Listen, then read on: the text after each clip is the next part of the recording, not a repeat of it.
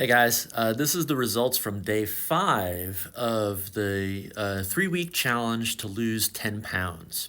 And thank you very much to We Love That Quotes question, because I've been meaning to talk about this for a while. Why exactly am I doing this besides to demonstrate that rapid weight loss can be done safely, but it's not really a good idea? If it's so not a good idea, why am I doing it instead of just telling you? And how did I settle on 10 pounds, when I don't look fat, right? Well, come with me while I get the over 1,200 calories of morning exercise I need in order to be able to do this.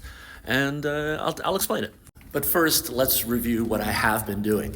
Here's me when I started this, 216 and a half pounds. It's been 5 days. I've lost over 8 pounds. So you might be tempted to say, oh, this is wonderful. I'm only 2 pounds away from my goal. Not so fast. This is part of the reason why I'm doing this. Because I might weigh over 8 pounds less, but I didn't lose 8 pounds. Calories in, calories out is real. We're gonna do this fast. My calories in, 1,700 calories a day.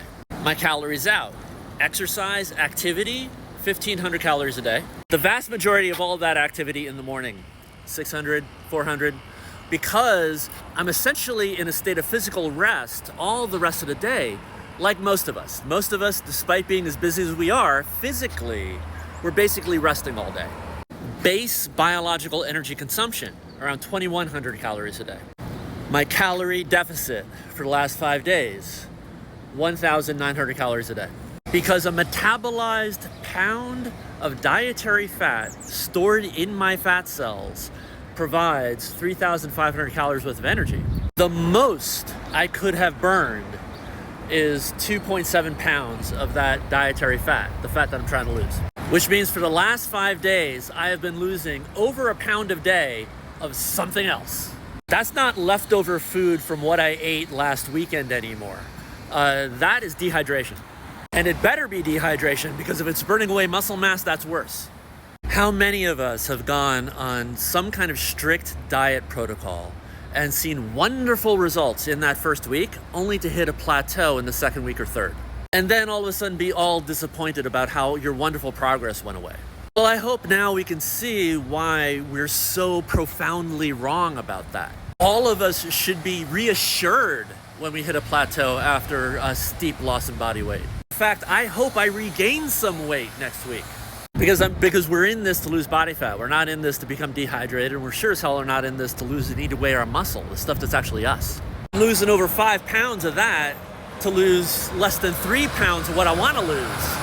That's not a good trade. All right, now that I made that point, let's get to the question. Why the hell am I doing this anyway then? I'm actually not being hyperbolic when I say your life depends on it. Yeah, your life, your health, your lifespan and your health span depend on it. This will be a 10-minute video. It's going to take a little bit of time to explain, so stick with me. Just so you know all this is legit, here's the study. You can screenshot this. Here's the study that this comes from. And this isn't just like a one study thing. Like, this is just reconfirming what everybody already knows about the effects of muscle mass and the effects of excess body fat. If you want to screenshot anything from this video, screenshot this chart. See what this says there? Independent effects of fat mass and fat-free mass on mortality rates. We all know BMI, body mass, total body mass index. Well, this splits it out. You have your fat mass index over here and your non-fat, your fat-free mass index over here. You can think about, this is the fat you're carrying, this is you. And you see here on the left here, hazard ratio. That is odds. How much we're rolling our dice with our health and our life. The even money bet, the amount that anybody should reasonably expect by virtue of us being mortal, that's 1.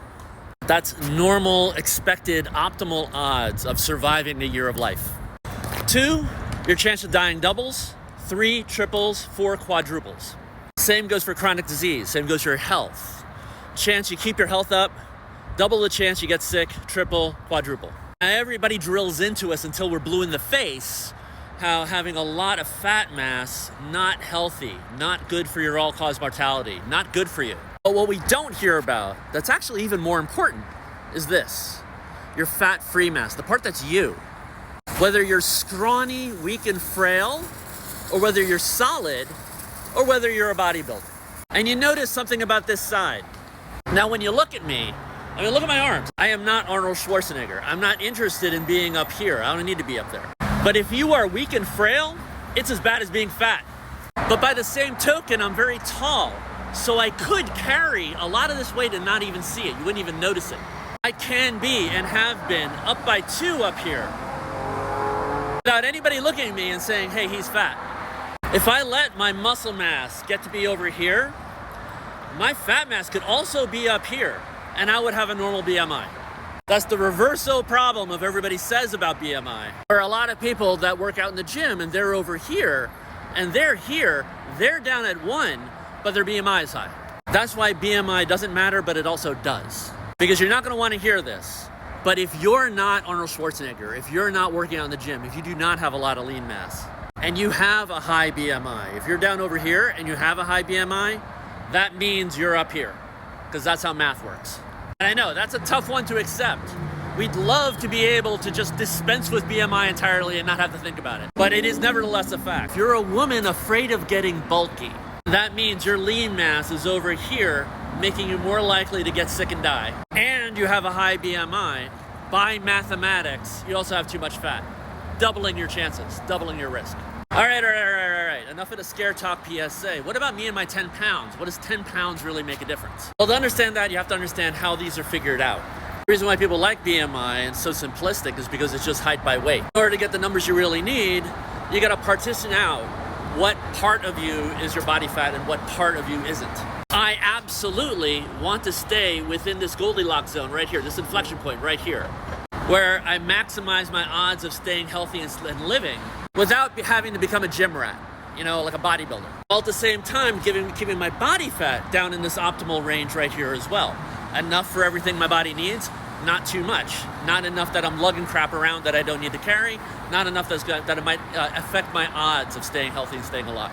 So how do you figure that out? I'll tell you. This is how you figure it out. All right, so how do you separate you from your fat so you know how much is which is which? Most convenient way to do it, this site right here, this calculator right here, the US Navy formula.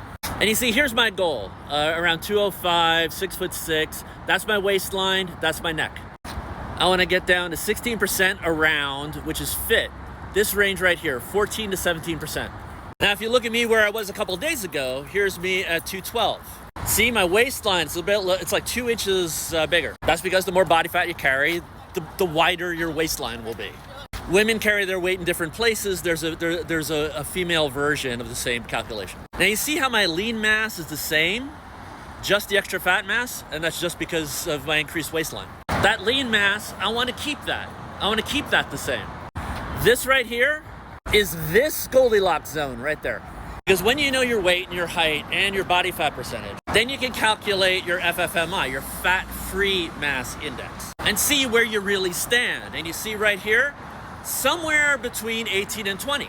And that's when I had extra weight at 212. Here's where I'll be if I lose the weight, but keep the muscle mass. See, right in that same sweet spot. But instead of edging up over here on the fat side, I'll stay in the sweet spot there as well. And that difference, the couple of body fat percentage difference, that's 10 pounds of body fat.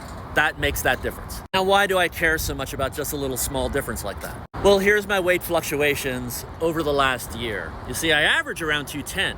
But you see how I'm down and then I'm up and then I'm down and then I'm up, and see how I'm up now? You see how back last November I was down? What's happening starting October 31st? Halloween, the candy holiday.